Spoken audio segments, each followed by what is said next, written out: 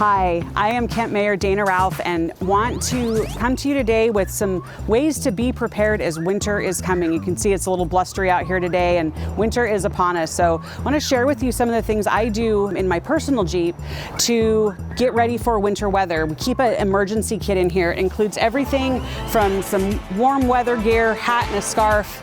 Got a blanket in here just in case we get stuck, and then of course, got to have some snacks, got the goldfish with us. And then here's the most important part of the kit. We've got jumper cables, emergency road markers, flashlight, glow stick so people can see you. And in here as well are some first aid supplies. You never know when that snow is going to hit, and especially here in Kent and in surrounding areas, it can be perfectly fine in the morning, and by the time you leave to go home for work, there's a lot of snow on the ground and we need you to be safe. So consider putting together an emergency kit for your own vehicle. In addition to providing you with some tips to stay safe in your personal vehicle, I did want to share with you all of the things our Public Works operations crews do leading into winter weather and then during those storm events that we have. So today joining us is our Deputy Public Works Director, Dave Brock. Hi, Mayor. Hey, Dave, thanks for being here today as we learn about all the things that go into keeping our streets moving. Absolutely. Thanks for coming over today. Great timing. We've actually been working to prepare for the winter season for several months, and we have several things in motion today. I want you to really have an opportunity to meet with the staff who are responding to weather events when they happen, so I'm hoping to talk to several of them today, starting with Brent Collins in our Department Operating Center. All right, cannot wait. Let's go.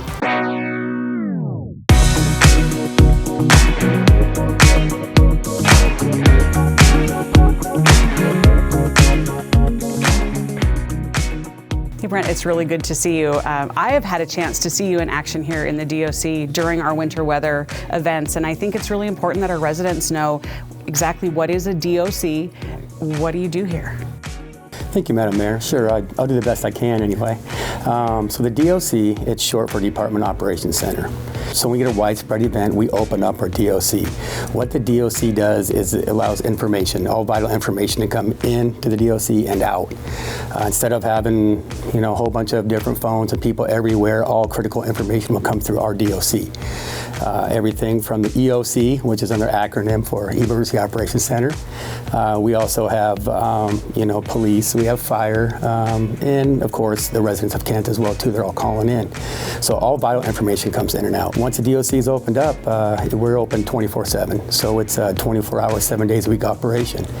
We have 2 full-time crews that come in, one from midnight to noon, and one from noon to midnight. Long days. Yes, they are. So let's talk about prioritization and what that means to our residents. I would be happy to. So an example of this is right here. We have various screens in here. One of them shows your priority routes. Priority 1, for example, would be 240th, all the way out to Simmons East. It'd be Canyon Drive, Kent Kangley, so forth. On the West Hill, we have Military Road, we have Reith Road. These are just examples. There's more. If people want to know more, they can get on the Kent website. They can find this exact map on there, and they'll see which is a priority 1. Reason why it's priority 1 is these are high volume areas for traffic. This is where most of your traffic running east and west and north and south are going to go at first, and that's why these are most important. When an event hits, we start off with our priority 1s, and we stay on our priority 1s until that snow stops and until they've all been treated. Once they've been treated, then we can move on to our priority 2s. Your priority 2s are your main collectors that lead up to your priority 1s. So an example would be 132nd Avenue. It would be 124th Avenue, 116th per se. Those are just examples of priority 2s that we can go to next. Then we jump into our 3s, and these are neighborhood collectors. Important, I don't want people to get confused with neighborhoods, but I want them to know the collectors. So everybody has a main road out in front of their complex. They can get to that main road, which leads out to one of our arterials or our major collectors. Those would be good. We just can't get our trucks into the neighborhoods because of the size. I think that's really important for people to understand. You think about the size of our plows, size of neighborhood streets, and a lot of times cars parked on each side, so it makes a very small passageway. And then one thing that I have learned over the years is if you were to plow that snow it would then block those cars in. You're exactly right. We usually try to get into our secondaries, our primary twos, within 2 to 4 hours. It all depends on the event, and then hopefully within 8 to 10 hours we can get into the collectors. Depending on when the event comes in, the timing of the event, very important. Sometimes, and we don't have control of that, but if it comes in around 5 o'clock on a Monday, it's going to be pretty chaotic to get vehicles around compared to 11 o'clock at night on the same day. But it's also important to know that if the event we get going and the snow stops, but it starts again, that's us starting over again. We have to get back those priority ones and retreat those ones to keep traffic moving. So. Right. Well, thank you for explaining all the work that goes into it. Thank you for everything you've done for the city for the last 30 years and what I am absolutely positive you're going to be doing as we make our way through this winter. So thank you. Hey Dave, it is really clear that the DOC is the heart of our emergency response when it comes to public works. Love getting to hear about all the work that Brent and the whole team puts into the planning piece of what we do. Yes. Well, we're also doing work on equipment, getting equipment ready to go. Our fleet section's been working on that for about 2.5 months. And in fact, Travis Pam is going to be doing some work on some equipment today. Let's take a walk out there and talk to Travis. Let's go. Hey Travis, how you doing? Good, how you doing? Doing great, thank you. Good to see you. Yeah. Hey Travis, we were just up at the DOC getting an overview of how that functions during the winter weather event. You've been responding to winter weather events for about 25 years for the city. True. And hoping you can give us an overview on some of the equipment we have. Well, some of the equipment we have are these snow plows here. They got the plows on the front, which you can see, and then the sanders are in the beds of the truck. The plow will plow the snow off the road, and the sand will give traction to the roadway once it's applied. We also have a couple anti-icers, which carry about 1,000 gallons of calcium chloride. It's applied before a freeze, so it prevents the roadway from becoming slick, frozen. That's those stripes that you see on the road coming into the cold weather, so people can tell sort of where that de-icer's been put because you see the lines. Yes. So the dump trucks, they do double duty, right? In the summer, they're out there working for our storm and our sewer and our water crews, but then in the summer or in the winter they become plows? Yes. We put the plows and the sanders on when we see an event coming. These trucks are being used all year round. So you have 16 trucks, you typically have 16 operators. Sure, and some of those operators work in our water system, they work in our drainage system and sanitary sewer on normal days. And when it comes to a winter weather type event, those hats come off, so to speak, and we do a unified response to the weather until the weather event is over. Yes. So they're kind of wearing double duty once again, just like the trucks are used double duty, the staff work the same way during a weather event. Travis, do you have some tips for the motoring public? I mean, these are big vehicles, they're wide vehicles in the lanes. Do you have some tips? If I was the motoring public, I would make sure that I'm staying back when these trucks are sanding. And when you see the sand coming back, they're spraying sand across multiple lanes. I would just try to stay clear of those.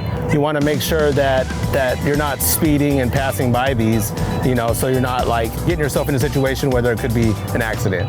Sure, good advice, good advice. It's really important to also remind people that in those snow events, please do not park your car in the lane of travel and leave. We see that happen, and it makes it impossible then for our crews to get out there and get the roads clean, and we end up in situations where we have to tow things or we can't do the work. So I think that's another really good piece of advice. Travis, I hear you're headed up to our Kent East Hill Operations Center so we can continue the conversation about some of the other things that go into our response. Do you mind if I hop in and hitch a ride up there with you? Sure, let's do it. All right, let's go.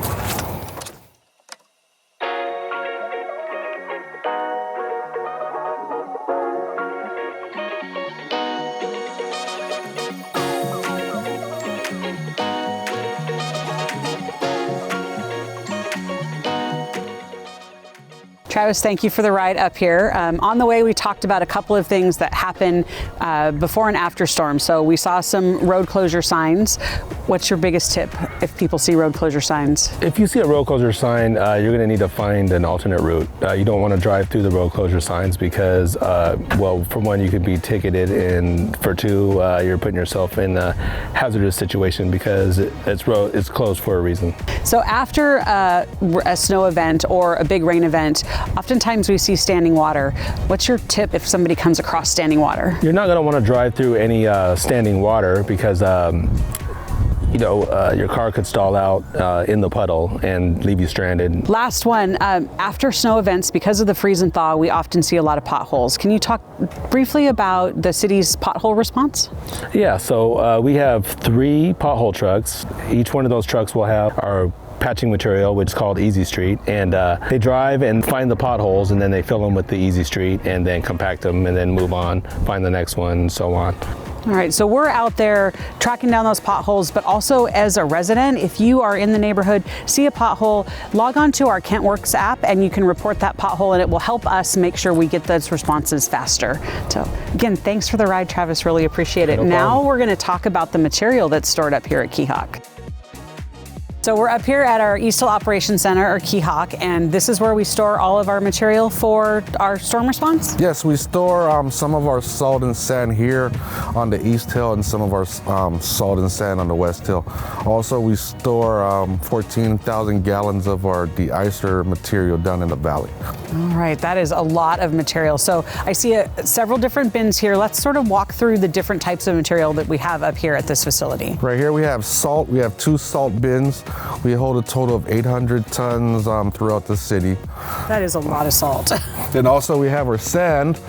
We have probably roughly about 3,000 tons of sand. And like I said earlier, we have 14,000 gallons of material, or de-icer material in the valley. Okay, and the de-icer, that's what we use to prep the streets before before freeze? any kind of ice buildup on the roads.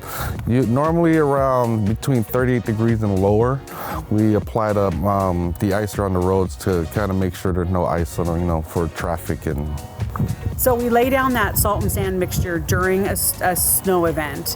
What's an important thing that our residents need to know about, like, taking care of their own vehicles, especially after they've been driving through that? so after an event, it's probably good to thoroughly wash their vehicles underneath and all over to kind of get the salt off, because salt is very corrosive, just like the de-icer material. Good. So a good tip to rinse everything off. Everything as best as they can. Thank you so much for telling us a little bit about the materials and what the process is. We're grateful for that. Thank you so much for joining us. Hopefully you took away some safety tips as well as a better understanding of all of the things our public works crews do to keep our streets safe during our winter weather events. Make sure that you sign up for alerts on KentWA.gov as well as follow us on our social media. That's where you'll see postings of road closures and all those kinds of things. Remember, stay warm and stay safe.